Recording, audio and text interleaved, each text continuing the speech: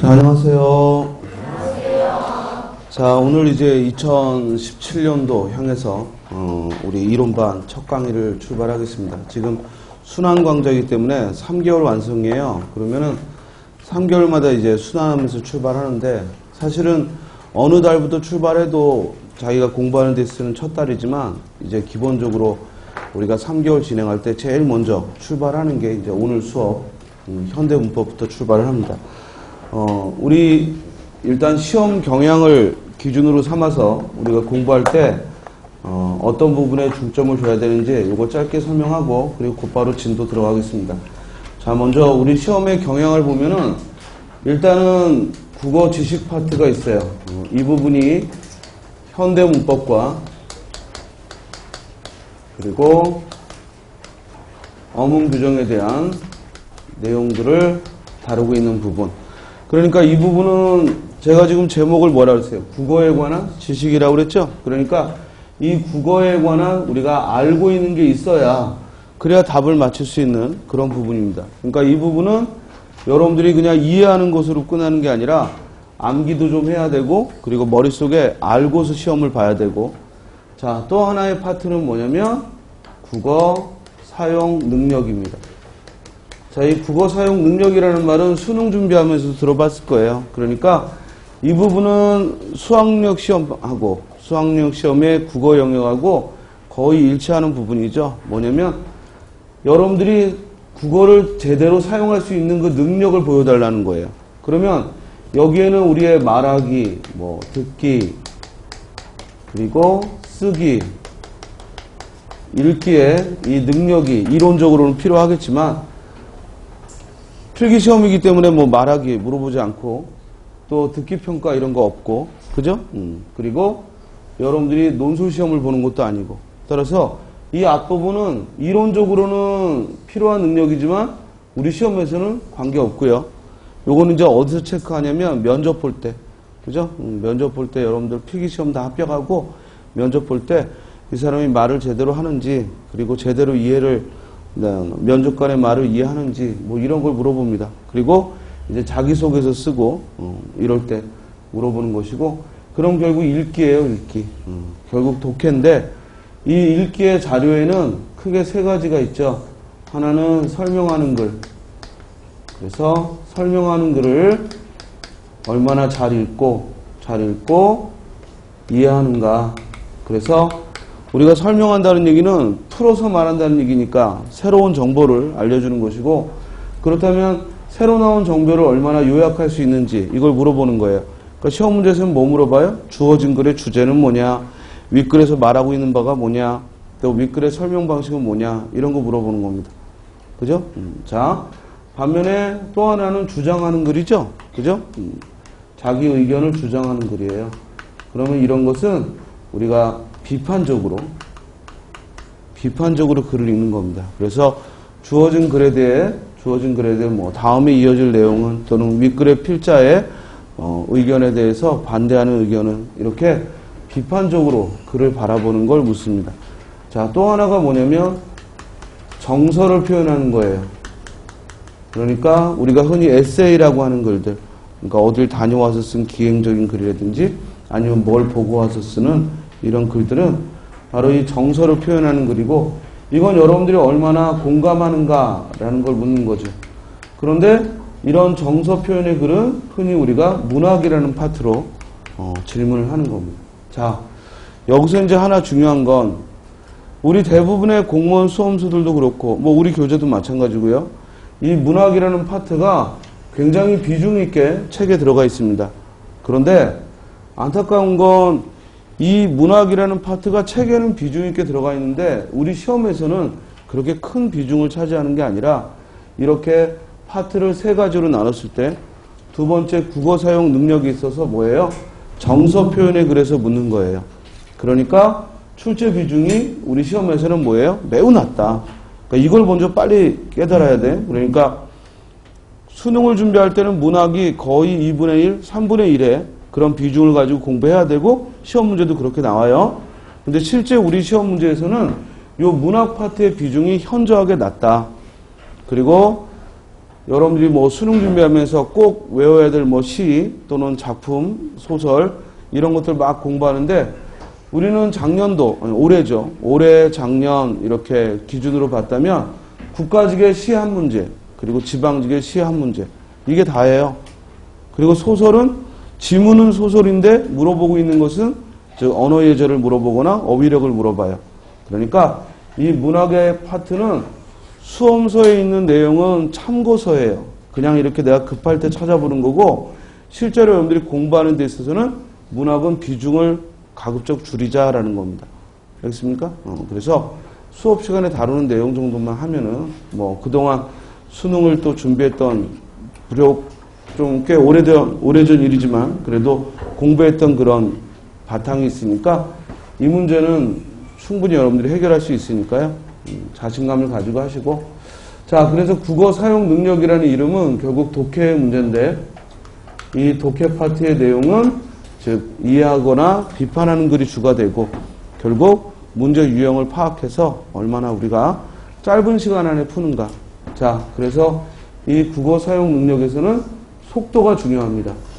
근데 이 속도를 연습하는 것은 한 공부 시작한 지 6개월 정도 지나서 그때부터 좀 속도를 욕심을 내시고 그 전에는 일단 꼼꼼하게 읽는 그런 훈련부터 하기 바랍니다. 자 그러면 이제 나머지 하나는 뭐냐면요. 어휘력이에요. 어휘력. 그래서 고유어를 물어본다거나 한자어를 물어본다거나 또는 한자 성어를 물어본다거나 또는 속담을 물어본다거나 자 이런 부분이 다 어휘력입니다. 어떤 지문을 주고 물을 수도 있고요. 아니면은 즉 그냥 낱말에 직접적으로 낱말을 들어서 뭐 한자어의 도금이 뭐냐 한자어의 뜻이 뭐냐 이렇게 물을 수 있어요. 여러분들이 한자 하면은 괜히 겁먹어서 그런 것이고 자 그럼 실제로 우리 시험에서의 출제 비중을 보면 이 어휘력 파트에서는 이게 최대한 나오면 한 문제가 나올 수 있어요. 그죠? 그리고 적게 나오면 한자 성어가 2개가 나오면 한자어 안 나와요. 이해돼요? 그러니까 여러분들이 한자가 힘들어요 하지만 여러분들이 힘들다고 말하는 그 한자 그 파트는 이 부분인데 이 부분은 하나 또는 2개예요. 그러니까 하나 또는 0. 알겠습니까? 반면에 한자 성어는 최소한 하나 내지 2. 이해됩니까? 그러니까 한자어 때문에 국어 성적이 뭐 잘 안 나온다. 그거는 말도 안 되는 얘기고 그냥 느낌만 그런 거예요. 이해되세요? 그러니까 항상 한자 공부에 있어서 겁먹지 말고 해야 될 최소한의 것만 하자. 알겠죠? 자 그러면 이제 우리 시험에서 국가직 지방직이 약간 플러스 마이너스 항목의 즉 비중이 조금 다르긴 하지만 전반적으로 본다면 이쪽이 50%. 알겠습니까? 사실은 50% 이상의 그런 비중을 가져야 되는 이유가 여기가 분명하게 되면 국어가 쉬워요. 근데 이 부분이 약하면요. 계속 국어가 어렵다 하고 느끼게 돼요. 예를 들어 갑자기 시험 문제에 선어말 어민이 또는 전미사의 파생어의 활용 이렇게 어떤 뭐 피동, 사동 이런 표현들이 등장하면 여러분들이 그 문법적 지식이 분명하면 별거 아닌 문제인데 그걸 모르면 괜히 문제가 어렵게 느껴지고 그럼 자신감이 확 떨어지게 돼요. 그래서 이 독해나 이런 부분은 모르는 단어 몇 개 있어도 그죠? 결국 뭐 글의 주제를 찾아나 단락의 순서를 찾아라 또는 빈칸에 들어갈 말로 알맞은 거 이게 뻔한 그런 유형들이기 때문에 자신감은 생겨. 답을 못 찾아서 그러지 자신감은 생겨요. 그런데 이 부분은 문제는 짤막하니 이렇게 만만하게 보여요. 그런데 거기에 어떤 사용되어 있는 용어가 하나라도 내가 부족하면은 잘 못 푼단 말이에요. 그래서 이쪽은 분명한 지식을 쌓아야 되고 우리 학습의 50%고 요게 우리가 우리 수업 기준으로 한다면 이번 첫 달 그리고 두 번째 달까지 대체적으로 이 부분을 공부합니다. 이해됩니까? 자, 그리고 이제 이 국어 사용 능력 파트가 마지막 3개월째 할 건데요. 이 부분에서는 독해하는 요령 그리고 문학에 있어서 역시 문학작품을 대하는 방법 이런 위주로 할 거고 실제로 이제 문제를 많이 풀어보고 하는 시간은 우리 3개월 안에는 다 갖출 수가 없기 때문에 그건 이제 심화반이라고 별도의 오후에 수업에서 그때는 좀 더 문제를 많이 다양하게 풀어보는 것이고, 일단 알아야 될 이론적인 부분은 이 오전에 모두 끝납니다. 알겠습니까? 그러니까 여러분들이 오전에 3시간 동안에 확실하게 이론적인 걸 정리한다라고 생각하시고, 제가 여러분들한테 약속드릴 수 있는 것은 적어도 시험에 나오는 것만큼은 빠짐없이 다룰 테니까 수업 시간에 하는 것만큼만 이해하세요. 이해돼요? 절대로 넓히지 말고, 많이 한다고 해서 문제를 잘 푸는 게 아니라 정확하게 알고 필요한 것만 알자 이 말이에요. 그리고 우리 시험 문제 달랑 20개예요. 이 20개 못 맞춰가지고 우리가 힘들어할 게 아니고, 이 20개를 푸는데 그렇게 막 1000페이지, 2000페이지 그 내용을 모두 알고 있을 필요가 없다는 거죠. 알겠어요? 제일 좋은 건 뭐예요? 내가 시험 보는 그 20개를 선생님이 정확히 찝어주면 되는 거예요. 가장 쉽게 말하면. 그죠? 그러니까 우리가 적어도 이 20개를 내가 출제하는 게 아니니까 이 20개를 맞추기 위해서 이거에 한 10배는 할 거예요. 그러니까 한 200개를 풀 수 있는 그런 지식들을 다룰 겁니다. 그러면 반드시 그 10분의 1 정도 되는 것은 가볍게 풀 수 있다. 이 자신감을 가지고 하시고, 그리고 우리가 문제를 풀어볼 때는 이거에 딱 100배를 풀어보는 거예요. 그러니까 한 2000문제 정도. 이해됩니까? 2000문제 정도면 여러분들이 많은 것 같지만 우리 기출문제 1년 거만 모아도 200개예요. 무슨 말이냐면 적어도 7급, 9급, 그리고 교육청, 소방직, 또 경찰직, 그리고 국회직, 법원직, 이런 국어라는 이름으로 나오는 시험을 1년 거만 딱 모아도 10회분이 돼요. 기출문제만. 그러면 그게 200문제예요. 이해돼요? 그리고 그 기출문제가 한 5년치만 쌓이면 그게 1000문제예요. 그것도 제대로 풀기가 사실은 힘들어요. 여러분들이. 그러니까 무엇보다도 일단 이론적인 정리는 이 오전반에 확실하게 스님이 매듭을 지을 테니까 여기 있는 걸 그날 가서 복습하시고, 그리고 문제를 이제 충분히 풀어봐야 되는데 그 문제에 있어서 기본서에 들어있는 것만 해도 1000문제가 넘고, 우리가 기출문제 최근 거 5년치만 공부해도 1000문제가 넘어요. 그래서 이걸 수업 시간에 소화할 수는 없어요. 아무리 심화반에서 즉 3시간씩 더 문제를 푼다고 하더라도 이걸 이 몇 개월 안에 다 소화하긴 힘들어요. 그래서 여러분들이 또 집에서 풀어줘야 하는 부분이 있어요.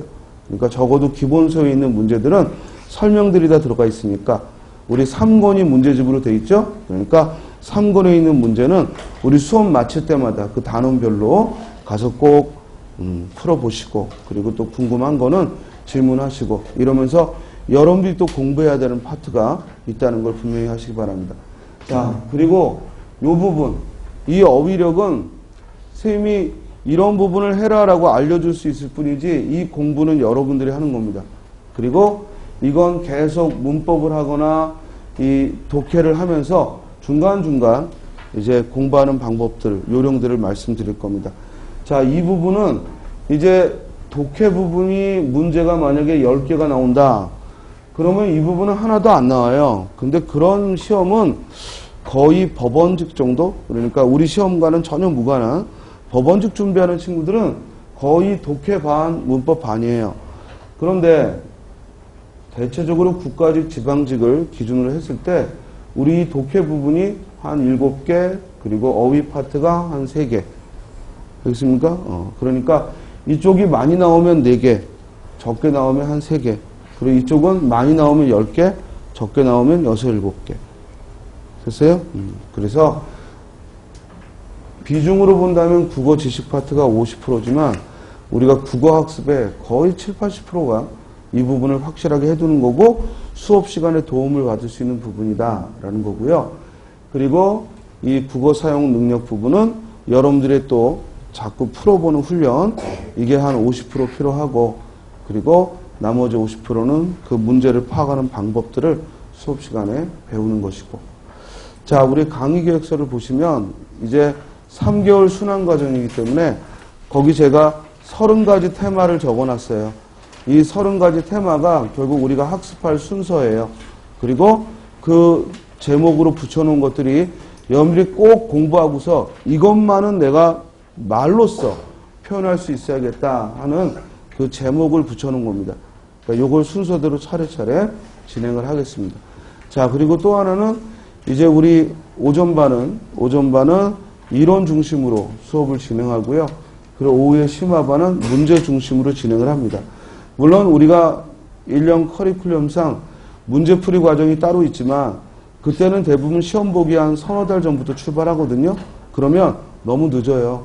그래서 지금부터 자꾸 문제 푸는 훈련을 하셔야 되고, 그래서 심화반 수업에서는 주로 문제 위주로 수업을 진행합니다. 그리고 오전반은 주로 이론 위주로 진행을 하고, 물론 필요한 문제들은 다루겠습니다만 양이 많지는 않으니까 즉 문제는 심화반에서 다루고 이론은 오전반에서 다룬다, 이렇게 이해하시면 되겠습니다.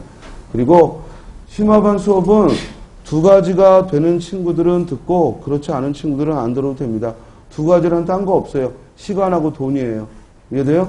시간하고 돈이 되면 수업을 듣는 거고, 그 시간과 돈이 여건이 안 되면 여러분들이 혼자서 하시면 되고, 알겠죠? 그러니까 그 오후 시간을 스님과 함께 효율적으로 보낸다, 이 의미가 있는 거지, 뭐 그 수업을 안 들으면 뭐 내가 수업의 절반을 안 들으니까 뭐 손해가 있고 그런 건 아니에요.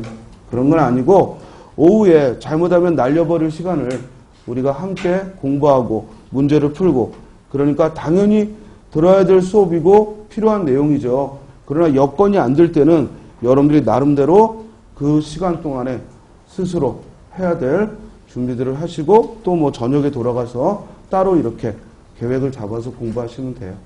이해되세요?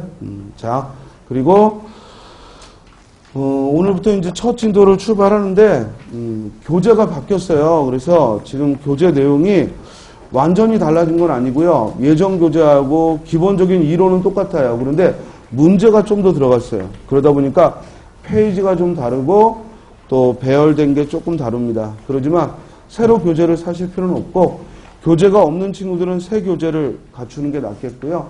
기존의 교재를 가지고 있는 친구들도 불편하지 않도록 수업을 진행할 테니까 여러분이 가지고 있는 교재로 학습하시면 됩니다. 그리고 빨리 공부해서 빨리 합격하고 싶으면 절대로 기본서 막 2권, 3권 사지 마시고 한 권만 들고 하시고요. 알겠습니까? 그리고 문제, 함부로 문제집 사지 말고 수업 시간에 하자고 하는 것들만 다루시고, 그리고 정의 문제집을 사고 싶으면 기출 문제집을 사는 것이 낫고, 나머지 예상 문제집은 다 쓰레기. 알겠습니까? 그래서 기출 문제만 정확히 이해하시고 거기에 대한 응용 문제만 할 수 있으면 우리 공무원 적어도 시험만은 충분히 여러분들이 95, 100점 맞을 수 있습니다. 그러지 않고 자꾸만 수능 준비하는 것처럼 뭐 이것저것 여러분들 타이틀로 나온 예상 문제집, 뭐 소방직 예상 문제집, 뭐 보건직 예상 문제집, 뭐 간호직, 뭐 국어 예상 문제집, 이거 다 쓰레기 같은 것들입니다. 알겠습니까? 그냥 기출 문제 보시면 되고, 그리고 제가 충분히 수업하면서 또 프린트로 문제가 나가는 것들이 있을 거예요. 그러면은 그런 문제들 푸시고, 일단은 여기 첫 출발하는 우리 친구들은 기본서에 있는 것부터 하세요. 기본서 안에 최소한의 기출 문제와 예상 문제가 들어있으니까 거기에 있는 것부터 진행하시면 됩니다. 그리고 거기 제 이메일 주소와 연락처까지 모두 적어놨으니까요. 여러분들이 일주일에 한 번밖에 만나는 게 아니기 때문에 질문사항이 있거나 그러면 선생님 카페, 국어 질문은 가급적 제 카페에다 해주세요. 학원 카페에는 뭐 동영상 처리 문제라든지 아니면은 뭐 전체적인 학습이라든지 이런 건 질문할 수 있지만, 국어라는 이 학습 파트에 있어서의 질문은 제 개인 카페를 이용해 주시면 좋겠고, 뭐 거기 따로 돈 들어가는 거 아니니까 저 개인 카페 질문하시면 좋겠고요. 또 뭐 카페 가입이나 이런 게 번거로우시면 거기 이메일 적어놨으니까 메일로 질문하시면 답변을 드리겠습니다. 그리고 일주일에 한 번 보는 거기 때문에 여러분들이 그날 소화하되 또 가서 복습하거나 이럴 때 궁금한 것들이 있을 거예요. 그러면은 어려워 마시고 질문하고, 일단 합격만 해준다면 여러분들이 뭘 질문해도 선생님은 기꺼이 즐겁게 답변을 하겠습니다. 그러니까 그건 또 제 의무이고요. 그러니까 여러분들도 어려워 마시고 질문하고, 대신 답변이 좀 늦는다고 막 욕하고 그러지 말고 좀 기다리고, 알겠어요? 적어도 3일 안에는 답변을 할 테니까. 물론 급한 것들은 또 시험 직전에는 빨리빨리 답변을 해줘요. 그러지만 그렇지 않은 경우는 천천히 또 하는 게 있으니까 여러분들이 욕만 하지 않으면 돼요. 알겠어요? 그리고 얼마든지 질문하시면 답변하도록 하겠습니다. 자, 그러면 교재 77쪽을 펴시고요. 우리 예전 교재는 63쪽을 펴시면 되겠고요. 지금 새 교재는 77쪽입니다. 그럼 이 앞까지는 무슨 내용이냐면 국어 지식 파트를 모두 풀고 모두 공부하고 그런 다음에 이 앞부분은 여러분들이 혼자서 충분히 자율학습으로 학습할 수 있는 부분입니다. 그러니까 수업을 나가는 부분이 아니고 여러분들이 지금은 읽으면 뭔 소리인지 모르니까 내버려 두고요. 중요하니까 앞부분에 뺀 거예요. 그러니까 이 부분은 시험 전까지 여러분들이 확실하게 마스터해야 되는 아주 중요한 부분이에요. 그렇지만 이 내용에 필요한 모든 이론적인 건 이제 77쪽부터 쭉 학습을 할 거고 마지막에 이제 어문 규정까지 2달 강의를 모두 끝내고 그때 이제 여러분들이 자기가 알고 있는 걸 좀 체계적으로 정리하고 중요한 것들을 한 번 더 보겠다. 이런 마음으로 앞부분을 검토하시면 됩니다. 알겠습니까? 대답을 좀 크게 해보세요. 알겠어요? 우리가 첫날 지금 눈을 부리부리하게 뜨고 굉장히 긴장해서 열심히 하시는데 이 모습이 끝까지만 가면 합격해요. 그러니까 대신 여러분들이 공부가 즐거워야 돼요. 즉 아는 것에서 즐거움을 취할 수 있어야 돼요. 그러니까 내가 이 부분이 좀 자신이 없었는데 수업 듣고 나서 자신이 생겼다. 또는 이 부분은 잘 몰랐는데 듣고 나서 이제 이해하겠다. 이런 즐거움들이 한 시간마다 함께 있으면 좋겠고 그래야 스님도 또 가르치는 데 더 힘이 나고요. 그러니까 여러분들이 반응을 하셔야 돼요. 알면 알겠다고 대답을 하고 모르면 모르겠다고 어떤 제스처를 취하면 스님이 어려운 부분은 한 번 더 설명을 할 거고 다만 지금까지 이제 스님도 강의 경력이 오래되니까 경험상 여러분들이 어려워하는 부분은 비슷비슷해요. 그래서 제가 수업하면서 자꾸 그런 부분들을 얘기를 할 거예요. 그러니까 여러분들이 이해할 수 있도록 또 여러분들도 적극적으로 들으시고 또 내가 참여하는 수업이 되려면 자꾸 1대1로 수업한다는 생각으로 대답도 하시고 그리고 필기도 하고 이러면서 절대로 책을 이렇게 눈으로 읽어보는 그런 수업 하지 마세요. 즉 펜 들고 노트나 또는 책의 여백에다가 쌤이 판서할 때는 같이 써보면서 이렇게 학습하시면 좋겠습니다. 자, 그러면은 또 더 필요한 내용은 수업 진행하면서 얘기를 하고요. 자, 국어 지식 현대 문법부터 들어가도록 하겠습니다. 자, 먼저 여기 보면은 우리가 진도상 언어의 특성이라는 걸 이제 이번 시간에 배워야 돼요. 그러면 요건 사실은 워밍업이에요. 그러니까 우리가 공부하기 위한 가장 최소한의 기본적인 그런 개념들을 학습하는 시간입니다. 먼저 우리 국어도 언어니까 이 언어의 일반적인 특성 그리고 언어의 기능을 학습하고 나면 그게 곧 우리 또 국어의 특성이고 기능이 되겠죠. 그래서 이 파트는 시험에서 한 2, 3년에 한 번씩 나오는 그러니까 비중이 많진 않아요. 대신 아주 기본적인 항목을 같이 학습하겠습니다. 자, 먼저 언어를 정의 내려보겠는데 무슨 공부를 할 때 제일 먼저 해야 될 건 뭐냐면 내가 지금 학습하는 것에 대한 기본적인 뜻이에요. 그걸 우리가 정의를 내린다라고 하고 또는 개념이다 이런 말을 하는데 일단 어떤 공부든 뭘 할 때는 개념부터 정하세요. 개념부터. 그리고 그 개념을 이해하고 그래야지만 그 개념을 약속으로 해서 다음 설명들이 이어지는 겁니다. 자, 그러면 언어라는 것을 우리가 개념을 들어보면 언어라는 것은 인간만이 의사 소통을 위해 사용하는 자의적 기호다. 이렇게 먼저 출발을 하겠습니다. 자, 그러면 저기서 인간만이 의사소통을 위해 사용하는 자의적 기호다라는 표현을 썼을 때 이제 중요한 건 여기 낯선 용어가 등장을 해요. 자의적 기호다 이 표현. 자, 그러면 인간만이 의사소통을 위해 사용하는 그러니까 언어 사용의 주체는 사람이라는 얘기죠. 우리가 개나 뭐 고양이 등 다른 이런 동물들도 자기들끼리 어떤 의사소통을 한다라고 말을 하지만 그것들은 언어라는 이름으로 불려지는 건 아니고 그들 간에 어떤 신호를 주고받을 뿐이고 일단 사람만이 언어를 사용하는 주체입니다. 자, 그리고 우리가 언어를 사용하는 이유는 의사소통을 위해서죠. 자, 그런데 우리가 이 의사소통을 위해서 타인과의 관계 속에서 의사소통을 위해 사용하는 것들은 언어만이 아니라 다른 것들도 많아요. 예를 들어 우리가 꼭 말로 글로 표현하지 않더라도 어떤 약속된 부호로 의사소통을 하죠. 가장 흔한 게 바로 이 수학 기호죠. 이해됩니까? 이 플러스 마이너스라는 이 수학 기호는 언어는 아닙니다. 근데 우리가 이걸 뭐라고 하냐면 기호라는 말을 씁니다. 왜냐하면 뭐의 수단이니까? 의사소통의 수단이니까. 그러면 언어 역시도 의사소통을 위해서 사용하는 그런 수단들의 하나라는 얘기인데 그러면 우리가 의사소통을 위해 사용하는 건 언어만이 아니라 다른 것들도 있다는 얘기니까 더 큰 개념이 필요하고 그 개념이 뭐예요? 기호라는 말이에요.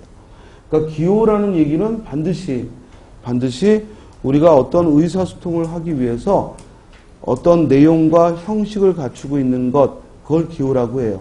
그래서 언어도 기호니까 반드시 뭐가 있냐면 형식이라는 것과 내용이라는 걸 가지고 있을 거고 그래서 언어의 형식을 우리가 음성이라고 약속을 하고요. 언어의 내용을 의미라고 약속을 해요. 그러면 언어는 결국 음성이라는 형식과 의미라는 내용으로 이루어져 있다.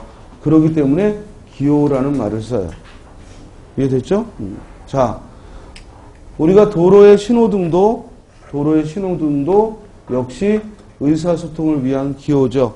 예를 들어 빨강이면 멈춰라. 그리고 파랑이면 녹색이면 즉 나아가라. 이렇게 형식과 그리고 내용을 갖추고 있기 때문에 그 신호등 역시 기호예요. 그렇지만 우리가 그걸 언어라고 하지는 않죠. 이해돼요? 그러니까 언어보다 넓은 개념으로서 기호가 있고 따라서 언어도 그 기호 중의 일부다. 그런데 언어라는 것은 같은 기호 안에서도 뭐와 뭐를 요소로 하냐면 음성과 의미를. 이해됐죠?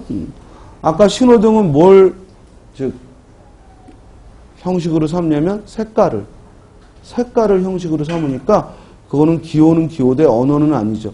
언어는 반드시 뭐예요? 음성을 형식으로 삼아야 되고 그리고 그 안에 담겨있는 의미가 있죠.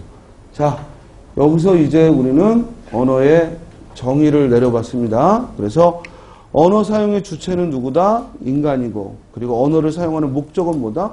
의사소통이고 그리고 언어는 뭐의 일종이다? 기호의 일종이다. 그런데 여기 자의적이라는 꾸미는 말이 있죠. 자, 지금부터 잘 들어요. 어떤 개념을 나타내는 단어, 즉 명사를 꾸미는 것들은 문장 성분상 관형어라고 말을 합니다. 그러니까 즉 어떤 체언, 이렇게 명사류를 뭐라고 부르냐면 체언이라고 불러요. 그래서 수업하다가 선생님이 이렇게 체언을 수식하는 것 이런 말을 쓰거나 또는 체언을 꾸미는 것 이렇게 풀어 말하지 않고 관형어가 이런 표현을 쓰면 이건 뭐냐면 체언을 꾸미는 문장 성분을 말한다. 이해돼요? 그러니까 체언을 명사류를 주로 꾸미는 걸 뭐라고 한다? 관형어라고 한다. 이 용어 알겠죠? 그래서 결국 이 기호라는 말을 꾸미는 자의적이라는 관형어가 등장해요. 그러면 자의적이라는 게 이제 무슨 뜻이냐 이거죠. 자, 여기서부터 언어의 특성이 출발합니다. 자, 음성과 의미 간에 이게 필연적 관계냐 아니냐라는 표현인데 즉 예를 들어서 여기 새라는 형식으로 우리가 발음을 했을 때 거기에 해당되는 의미 이렇게 날개가 있고 날아다닐 수 있는 짐승 그죠? 이 대상을 우리는 떠올립니다. 그런데 문제는 이렇게 날아다니는 이 짐승을 새라고 불러야 될 필연적인 이유가 있는가? 이렇게 생겨먹은 걸 꼭 새라고 해야 될 이유가 있는가라는 걸 조금만 생각해 보면 우리는 이걸 새라고 우리말로 약속을 해서 그렇지 조금만 다른 나라로 눈길을 돌리면 다른 형태로 표현을 한다 이거죠. 알겠습니까? 중국어만 하더라도 세 조자를 써서 형태가 다르죠? 이해돼요? 뭐 영어도 말할 것도 없고 일본어도 말할 것도 없겠죠. 같은 대상을 향해서 형식이 다르네. 그죠? 언어마다. 그렇다면은 원래 음성과 의미는 필연적이다, 필연적이지 않다, 필연적이지 않다. 거기서 등장하는 개념이 바로 자의성이라는 개념입니다. 그래서 음성과 의미는 필연적이지 않다. 그걸 문법 용어로 뭐라고 한다? 자의성을 갖는다라고. 그래서 언어는 1차적으로 이 자의성이라는 특징을 갖습니다. 자의성이라는 특징을. 자, 다음. 그러면 이렇게 음성과 의미가 필연적이지 않고 자의적이다 보니까 얘가 의사소통을 할 때 우리가 외국 사람을 만나면 의사소통이 안 돼요. 왜? 같은 의미의 것인데 서로 말하는 형식이 다르니까. 그럼 적어도 한국어를 쓰는 사람들끼리는 이 음성과 의미, 그러니까 날아다니는 걸 새라고 불러야 될 필연적인 이유는 없지만 적어도 한국어를 쓰는 사람들끼리는 의사소통을 위해서는 일부러 약속을 하자. 그래서 등장하는 개념이 뭐냐면 언어는 언중의 약속의 결과다 이런 의미입니다. 여기 언중이라는 말을 썼습니다. 자, 우리 어디 가서 눈으로 보면서 앉아있는 무리를 뭐라고 하냐면 관중이라고 해요. 또 어디 음악회 같은 데서 듣는 무리를 청중이라고 해요. 그리고 이런 산업이나 문화 전반에서 무리지어 있는 사람을 대중이라고 해요. 이해돼요? 그렇다면 언중이라는 건 역시 무리는 무리죠? 근데 어떤 무리라는 거예요? 같은 언어를 쓰는 무리. 이해됩니까? 그러니까 비록 국적이 달라도 같은 언어를 사용하고 있다면 그는 함께 뭐예요? 언중이라는 이름으로 불릴 수 있는 거예요. 자, 따라서 같은 언어를 쓰는 사람들끼리 약속한 결과다. 적어도 한국어를 쓰는 언중끼리 저렇게 날아가는 건 새라고 하자 하고 약속을 했다는 거죠. 이해돼요? 자, 그래서 이와 같이 언어는 언중들의 약속의 결과다. 그렇기 때문에 한번 약속한 것이니까 쉽게 바뀌면 안 되죠. 그래서 이걸 사회성이다라고 해요. 그리고 이 언어의 특성 중 사회성은 곧 바꿔 말하면 쉽게 바뀔 수 없으니까 불력성이다라는 말로도 합니다. 불력성이다, 바꿀 수 없다 이런 뜻이고요. 그래서 즉 사회성은 곧 언중의 약속이다. 언어는 약속이라 쉽게 바꿀 수 없다라는 겁니다. 자, 그러면 봐. 이와 같은 사회성이 필요했던 이유는 언어의 음성과 의미가 처음부터 맺어져 있는 게 아니기 때문에, 즉 바꿔 말하면 자의적이기 때문에 일부러 약속을 했다는 거죠. 그러니까 자의성은 사회성의 뭐가 되는 거예요? 전제가 되는 거죠. 우리가 어떤 걸 주장하기 위해서 미리 참으로서 인정돼야 하는 바를 뭐라고 부른다? 전제라고 해요. 그러면 시험 문제에 즉 언어의 음성과 의미는 언중들의 약속의 결과다. 이와 같은 특성의 전제가 되는 것은, 그러면 답은 사회성이 아니라 뭐예요? 자의성이 되는 거죠. 자, 다음.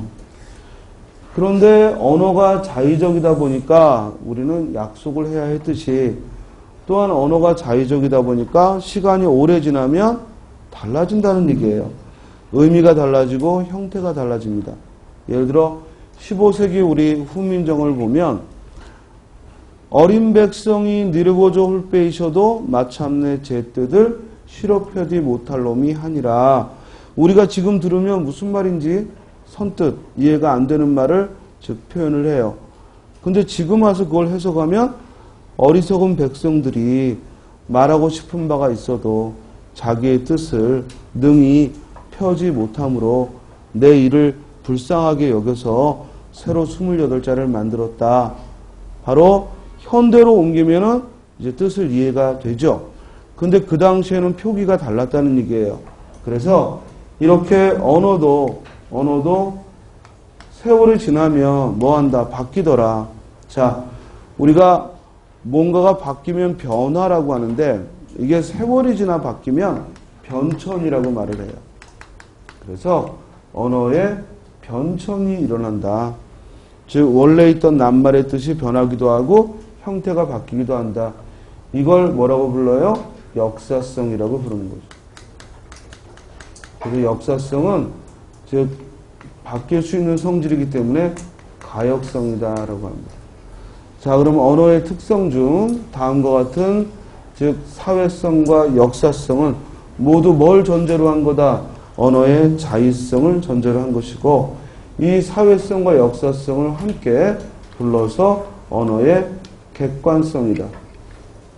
언어의 객관성이다라고 이야기를 합니다. 자, 다음에는 이제 이와 같은 언어의 일차적인 특성, 언어는 자의적이고 또한 언어는 사회성을 가지고 있고 언어는 또한 역사성을 가지고 있다. 자, 여기서 이제 잠깐 멈추고요.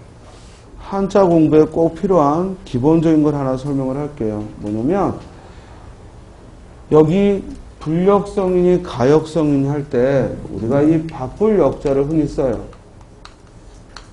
그런데 이 바꿀 역자가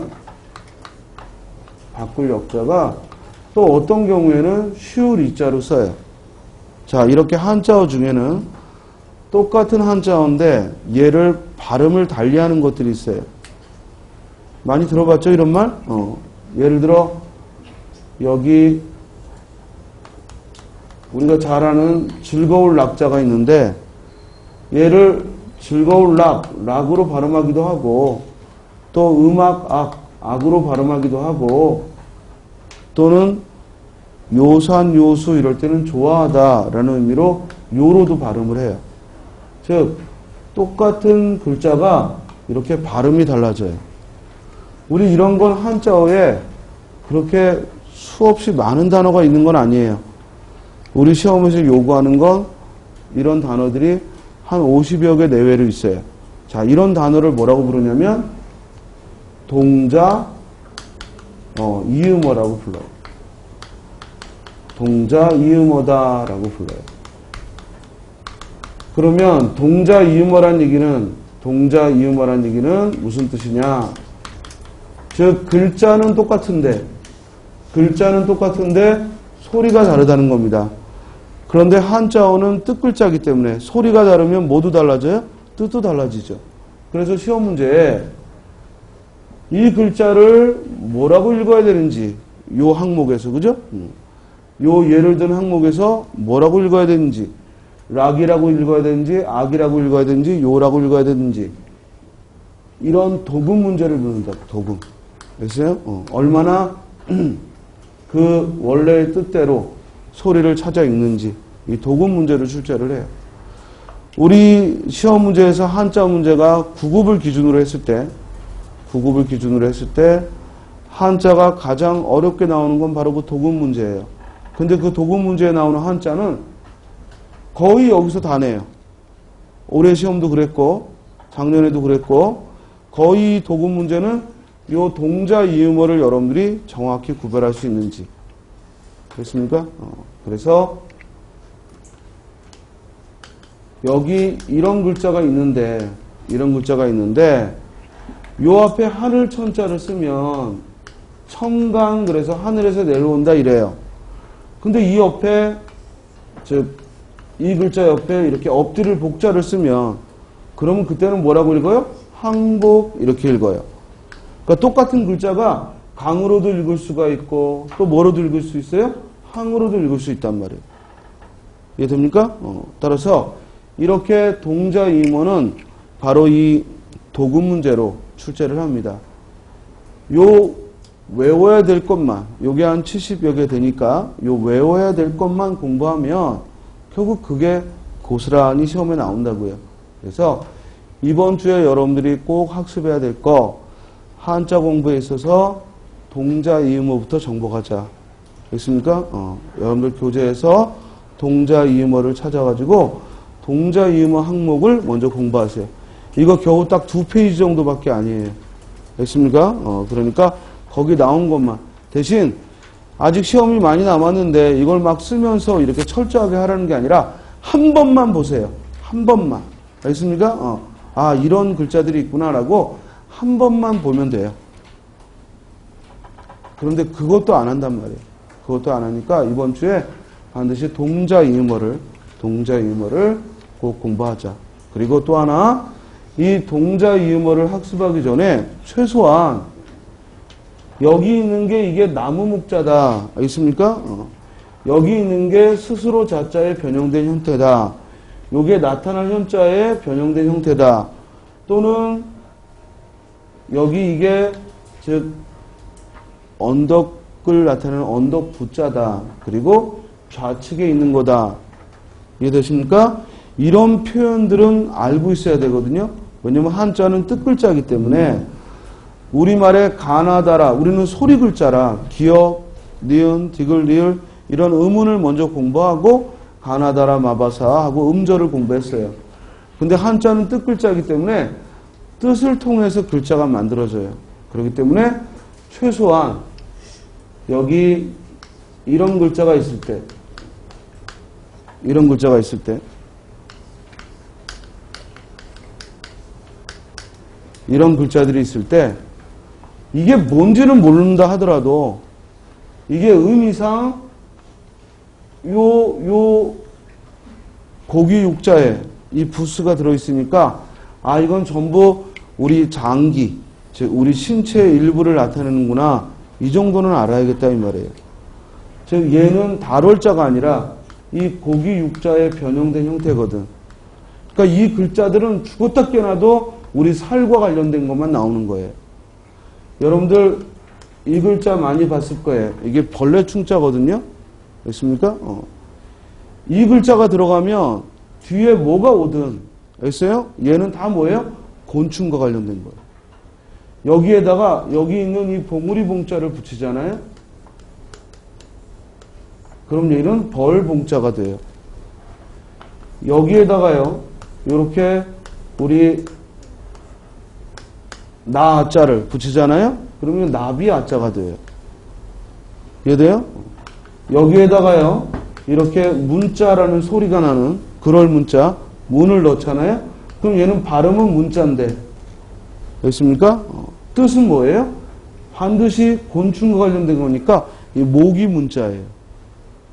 이렇게 한자어는 90% 이상의 단어가 뜻을 담당하는 부분과 음을 담당하는 부분이 있어. 이걸 우리가 형성문자라고 하거든요. 그럼 한자의 거의 대부분이 형성문자예요. 이해돼요? 그러면 우리는 이 글자를 보고 봉이라는 발음, 이 글자를 보고 아라는 발음, 이 글자를 보고 문이라는 발음을 추리할 수 있고 그리고 요 벌레 충자를 통해서 아 이게 곤충과 관련된 거구나 하는 그 정도의 짐작은 해볼 수가 있다고. 그러니까 시험 문제에 어떤 밑줄 친 낱말에 어울리는 한자는 했는데 그 글자가 곤충과 관련된 단어예요.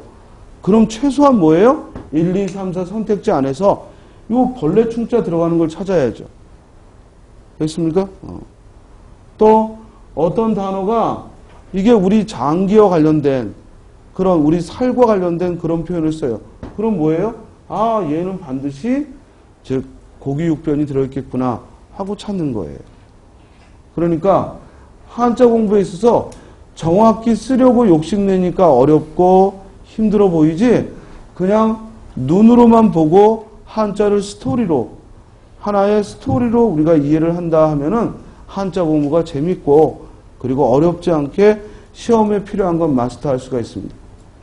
그리고 한자 부수는 우리가 알아야 될 게 총 270여 개 정도 돼요. 그러면 이건 선생님 카페에 정리를 해놨으니까 선생님 다음 카페에 선생님 이름 김철민 하고 검색하셔가지고 요 부수는 A4 2장 정도 되니까요. 다운받아서 여러분들이 부수 공부에 활용하시면 됩니다. 부수라는 게 딴 게 아니고 우리가 종이 한자 사전을 사면은 그 맨 앞에 한자 찾는 그 출발 알겠어요? 그게 부수예요. 한 270개 되지만 여러분들이 한 200개는 이미 알고 있어요. 알겠어요? 그러니까 한 70개만 외우면 돼요. 여러분들이 아무것도 모르는 아무것도 없는 지식에서 출발하는 게 아니라 여러분들이 생각하는 것보다 훨씬 많은 걸 알고 있어요. 근데 그 많은 걸 알고 있는 걸 못 끄집어내는 거야. 그리고 자신감 없어하고. 이해돼요? 그러니까 제일 먼저 뭐 나오겠어요? 부수. 숫자 1획부터 출발하니까 이 한일자부터 등장하겠지. 날일자부터. 그죠? 그리고 뭐 2 나오고 3 나오고 뻔한 거 아니에요? 이러면 출발하는 거야. 그러니까 여러분이 뭐 매산자 충분히 알 거고 달월자 충분히 알 거고 알겠어요? 또 내천자 충분히 알 거고 이런 아는 거 하면 한 200개는 안다고 여러분들이. 그러니까 나머지 뭐예요?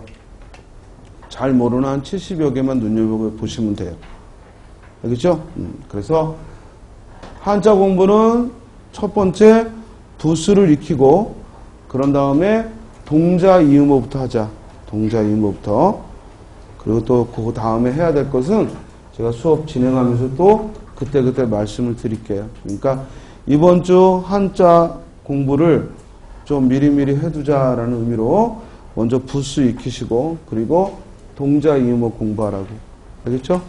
자, 그러면 이제 다시 돌아와서 여기까지 언어의 특성 중 아주 기본적인 1차적 특징, 즉 기호성과 그리고 자의성과 그리고 사회성, 역사성을 말했습니다. 언어는 음성과 의미로 이루어진 기호다. 그런데 그 음성과 의미는 자의적이다. 자의적이다 보니까 약속을 해야 하고 사회성, 약속을 했는데 시간이 지나면 변천하더라. 역사성. 다음, 이제 언어의 2차적 특징으로 분절성, 그리고 추상성, 그리고 개방성이라는 말을 이해를 합시다. 자, 먼저 언어가 분절성을 갖는다. 그냥 분절성이란 뭐지? 이렇게 출발하지 말고 분절성이란 뭘까? 하고 스스로 먼저 생각을 해보자고. 자, 여기 분절이라는 낱말은 부러뜨린다 이거예요. 분절. 이해돼요? 우리 뼈가 부러지면 뭐라고 그래요? 골절. 이러죠? 즉, 언어가 나누어지는 성질을 분절성이라고 해요.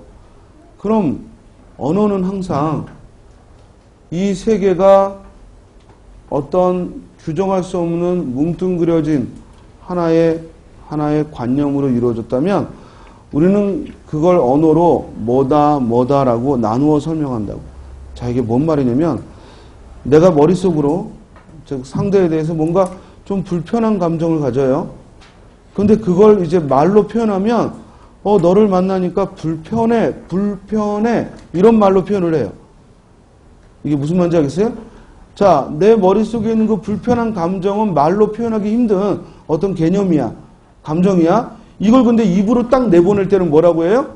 그걸 한꺼번에 딱 쏟아내는 게 아니라 불편해 하고 삼음절로 내보낸다고.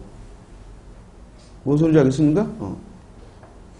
그렇게 언어는 항상 어떤 뭉뚱그려진 개념을 쪼개서 설명하는 그런 특성을 갖는다 이 말이에요. 자, 심지어 우리가 시간이라는 이 개념은 도저히 이건 마디를 구별할 수 없는데 우리는 언어로 표현할 때는 오늘, 어제, 내일 이런 말로 표현하거나 아니면 일부러 약속된 개념을 이용해서 9시 50분, 9시 55분 이런 식으로 끊어 표현한다고. 근데 실제로 시간은 9시 50분과 9시 55분이 그렇게 딱 마디가 져 있나요? 아니거든요. 우리가 그렇게 언어로서 표현을 할 뿐이죠. 그래서 이처럼 즉 언어는 실제 세계는 연속적으로 이루어져 있는 세계인데 그 연속적인 세계를 항상 끊어 표현한다. 그 끊어 표현하는 성질을 분절성이다라고 얘기를 합니다. 즉 분절성이란 연속적으로 이루어진 세계를 끊어 표현하는 성질을 갖는다. 자, 그 다음에 여기 추상성이다라는 말이 나오죠. 자, 추상성이다 하면은 이건 추상화의 과정을 거친다. 이런 말로 이해를 해야 합니다. 추상화의 과정을 거친다. 그러니까 추상성이라고 해서 뭔가 모호하게 드러난다 이런 뜻이 아니라 즉 추상화의 과정으로서 언어는 우리가 사용하는 언어의 대부분은 결국 어떤 공통된 사물들에서 그 특성을 딱 뽑아가지고 추상화시킨 거다. 자, 이게 무슨 말이냐면 우리 여기 나무라는 말을 들어봅시다. 그러면 이 나무 하면 실제 나무는 뭐 소나무, 또 뭐 무슨 나무, 사과나무 하고 이렇게 나무가 있을 거 아니에요. 그러면 그런 것들의 공통점, 뭐 땅에 흙에 뿌리를 묻고 있고, 즉 커다란 줄기가 있고, 또 가지가 있고, 그 가지에서 잎이 트고 광합성을 하고 이런 공통점이 있는 것들을 우리는 나무라는 말로 부르죠. 근데 실제로 나무에 해당되는 사물은 하나가 아니라 아주 여러 개의 사물인데 거기서 공통적인 걸 뽑아서 우리는 나무라는 말을 만들어 쓴다고요. 그러니까 추상적인 말을 써서 추상성이 아니라 우리가 쓰는 아주 구체적인 말들도 결국에는 이와 같이 추상화된 과정을 거친 거다. 그래서 이 추상화의 과정을 거쳐서 우리가 쓰는 말은 모두 개념이다 이거죠. 개념. 어떤 개념. 그러니까 그 음성과 그 실제 사물은 늘 일대 다의 관계가 되는 거야. 음성은 하나인데, 나무라는 하나인데 거기에 해당되는 사물은 여러 가지다 이 말이죠. 자, 그렇기 때문에 이 추상성과 관계없는, 즉 언어 중에서 추상성에는 예로서 들 수 없는 게 뭐냐면 하나의 음성에 하나의 의미가 있는 거죠. 그게 뭐냐면 고유명사예요. 고유명사. 예를 들어 남대문 그러면 남대문 하나밖에 없죠. 그죠? 불국사 그럼 불국사 하나밖에 없어요. 대방역 그럼 서울에서 대방역은 하나밖에 없어요. 이해돼요? 자, 그와 같은 고유명사들은 음성과 의미가 1대1의 관계이기 때문에 우리가 이런 것들은 추상성과 관계가 없죠. 그래서 추상성의 예외죠. 고유명사는 추상성과는 관계가 없다. 왜 관계가 없는지 알겠습니까? 그래서 음성과 의미가 1대1의 관계가 아니기 때문에 고유명사는 추상성의 예로서 들 수가 없다. 자, 다음 이제 개방성입니다. 자, 개방성은요, 말 그대로 여기 개방이라는 말을 쓰니까 우리 뭐 역사학이나 또는 여러분들 전공에서 개방 그러면 뭔가 외부의 것을 들여오는데 제약이 없다 이런 식으로 많이 쓰는데 언어학에서 말하는 개방성은 창조성이에요. 창조성. 즉 표현의 제약이 없다는 겁니다. 무한한 표현을 할 수 있다는 것. 표현의 제약이 없다. 이걸 우리는 개방성이다라는 말로 합니다. 자, 여기까지가 즉 언어는 끊어 표현한다. 분절성. 언어는 추상화의 과정을 거친 것이다. 추상성.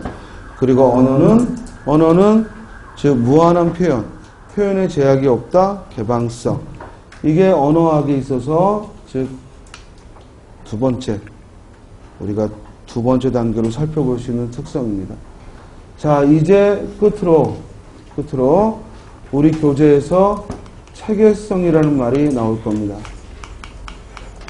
그리고 또 하나 새로운 문법 교과서에서 이 규칙성이라는 말을 또 이야기하고 있습니다. 자, 보세요. 뭘 책을 넘겨 그냥 칠판에 스미 판서하면서 할 때는 여러분들도 이렇게 메모하면서 같이 생각하세요. 그리고 책을 보자 할 때는 책을 같이 보고, 이해돼요? 그래서 함께 움직여야 돼. 여기 선생 설명하고 판사하고 있는데 여러분들은 책 넘기면서 밑줄 치려고만 하면 그건 수업 안 돼요. 공부 안 됩니다. 그래가지고 공부 안 되죠. 여러분들이 스님하고 적어도 이 수업 시간 동안만은 일심동체로 움직여야 돼. 알겠어요? 같은 생각하고, 즉 같은 고민을 가지고 또 같이 학습을 하고. 그러니까 여러분들도 막 겉돌지 마시고 하루 24시간 중에 월요일 날 이렇게 주어진 요 시간 동안만 국어라는 공부를 할 때만 요때만 스님하고 한 몸 한 마음이다 하고 공부하시면 돼요. 그러면 우리 시험 문제 그거 아무것도 아니고, 알겠어요? 쉽게 풀 수가 있어요. 수업을 겉돌면 안 돼요. 여러분들이 각자의 수업이 돼야 됩니다. 자, 그러면 체계성과 규칙성이라는 말은 이 체계적이다 하면은 우리 체계적이라는 말 평소에도 많이 쓰는데 뭐가 체계적이다 그러면 이건 무슨 뜻이냐면 하위 요소가 있고 그것들이 모여서 상위 구조를 이루는 거죠. 반드시 어떤 조직이 체계적이다 그러면 아래 직급이 있고 그 위에 직급이 있다는 얘기거든. 그러니까 언어에도 뭐야? 하위 요소가 있고 상위 구조가 있다는 거예요. 아주 간단한 예로 우리가 어떤 문장이 이루어지려면 그 문장을 이루는 뭐가 있어야 돼? 단어들이 있어야 돼요. 그 단어들이 각각 주어니, 목적어니, 서술어니 역할을 가져서 문장이라는 더 큰 개념을 만들지. 또 그 문장과 문장이 모여서 뭘 이루어? 문단, 단락을 이루고 그 단락과 단락이 모여서 뭘 이루어요? 하나의 글을 이루죠. 이렇게 언어라는 것은 하위 요소들이 있고 그 하위 요소들이 상위 구조를 이루는 그런 구성물이고 이걸 체계성이다라고 얘기를 하는 거예요. 반면에 언어는 규칙성을 가지고 있다 그러면 모든 언어는 나름대로의 문법이 있죠. 즉 그들 나름대로의 문법과 어법이 있단 말이야. 우리가 지금 첫 달, 두 번째 달 공부하는 현대문법과 그리고 어문 규정은 바로 우리 언어가 가지고 있는 규칙을 공부하는 거죠. 그래서 이렇게 규칙성이 있다는 얘기는 모든 언어는 뭐야? 어법이 있다. 그들 나름대로의 어법에 따라서 즉 다른 말로 하면 규범이 있다. 즉 규범이 있어서 그 규칙에 따라 언어를 사용하게 된다. 자, 여기까지 언어의 특성을 학습을 했습니다. 자, 정리하면 우리 언어는 우리 국어라는 것 자체가 언어의 일부니까 우리 언어의 특성을 여기서 다룬 것이고 이것의 시험 경향은 한 2, 3년에 한 번 나온다. 그러니까 자주 출제하는 건 아니지만 가장 밑바탕을 이루는 것이기 때문에 우리가 살펴본 것이고 그리고 언어의 특성을 공부하면서 이번 주 과제로서 한자의 동자 이음어부터 학습하라. 부수를 익히고 동자 이음어부터 학습하라 라고 말씀드렸습니다. 자, 그럼 이 첫 시간에 배운 지식적인 내용을 돌아보면 언어는 음성과 의미로 이루어진 기호다. 그런데 그 기호는 음성과 의미가 자의적이다. 자의적이기 때문에 일부러 약속을 했다. 무슨 성? 사회성. 일부러 약속한 것이더라. 시간이 지나면 언어는 자의적이라 또 변천하더라. 무슨 성? 역사성. 언어는 연속적인 걸 끊어 표현하더라. 뭐다? 분절성. 언어는 항상 어떤 여러 사물들의 공통된 특성을 모아서 추상화의 과정을 거친 것이다. 단 고유명사는 예외고 즉 일반적인 대부분의 언어는 추상화의 과정을 거친 것이다. 무슨 성? 추상성. 우리는 언어를 이용해서 표현하지 못할 것이 없다. 무한한 표현을 해낼 수가 있다. 이를 언어의 특성상 뭐라 한다? 개방성. 그리고 언어는 하위 요소들이 모여서 상위 구조를 이룬다. 뭐라고요? 체계성. 그리고 모든 언어는 그 나라 말의 규범을 따르고 문법을 따른다. 이를 뭐라고 한다? 규칙성이라고 했습니다. 자, 교재 77쪽에 보면요. 거기 짚고가기 문제에 다음 가로 속에 들어갈 말, 알맞은 말은 언어는 기본적으로 인간 상호 간의 의사소통을 위한 기호의 체계다. 모든 기호가 그렇듯 언어도 전달하고자 하는 내용과 그것을 실현하려는 형식의 두 가지 요소로 구분된다. 언어에서 내용은 뭐라고 부른다? 의미. 그리고 형식은 뭐라고 부른다? 음성이라고 해서 간단하게 여러분들이 확인해 볼 수가 있습니다. 자, 80쪽으로 가면은 거기 언어기호의 특성으로 적절한 거 하고 국가직 구분 문제, 즉 국가직 구분 문제가 등장했는데 첫 번째 즉 문장에서 언어는 문장, 단어, 형태소, 의문으로 쪼개어 나눌 수 있다. 쪼개어 나눈다라는 말이 등장해요. 자, 언어는 쪼개어 나눈다. 무슨 성? 분절성. 또 그 밑에 언어는 외부 세계를 반영할 때 있는 그대로 반영하지 않고 연속적으로 이루어져 있는 세계를 불연속적인 것으로 밑줄 쳐 끊어 표현한다 그랬어요. 끊어 표현한다. 무슨 성? 분절성. 따라 답은 몇 번? 3번. 이런 식으로 출제를 한다 이 말입니다. 이해됩니까? 자, 나머지 문제들도 꼭 복습해 보시고요. 그럼 이제 잠깐 쉬었다가 언어의 기능부터 시작을 하도록 하겠습니다.